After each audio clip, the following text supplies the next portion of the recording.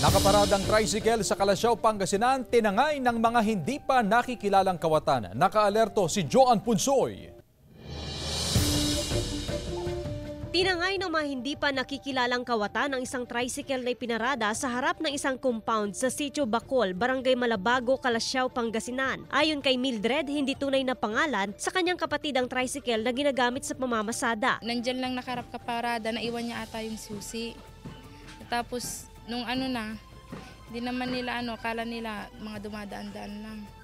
Tapos nung alas 5 na ng umaga nung aalis na siya magpapasada, wala na yung tricycle niya. Sa kuha ng CCTV mula sa katabing barangay, sakay ng motorsiklo ang mga sospek nang huminto sa compound, pero nang umalis, isa na lamang ang nagmamaneho ng motorsiklo at ang isa minamaneho na ang ninakaw na tricycle. Isa pang insidente ng pagnanakaw ang naitala sa barangay noong Oktubre ng nakarang taon. 3 bagong bisikleta ni Maika ang tinangay. Hanggang dito lang po sa namin, banda namin dito, hindi namin alam na, hindi ko naman masasabing makukuha dito yan kasi mga kilala namin yung mga tao dito, madam.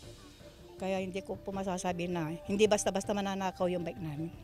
Maging mapagmatsyag na lang din po kasi kung gaano tayo katalino, itong mga magnanakaw, ganun din po sila katalino, pinag-aralan din po nilang mabuti. Kaya aside po sa barangay officials na katulong po ng ating mga kabarangay, kailangan din pong maging mapagmatsyag. Bukod sa Malabago, may ninakaw rin daw na tricycle sa Barangay Longos. Iniimbestigahan na ng pulisya ang mga insidente. Nakatakdang magpatayo ng karagdagang streetlights at magkabit ng CCTV camera sa mga barangay upang masawata ang mga kawatan. Kasama si Ron Alistair Taniedo, Joan Punsoy, One North, Central Luzon.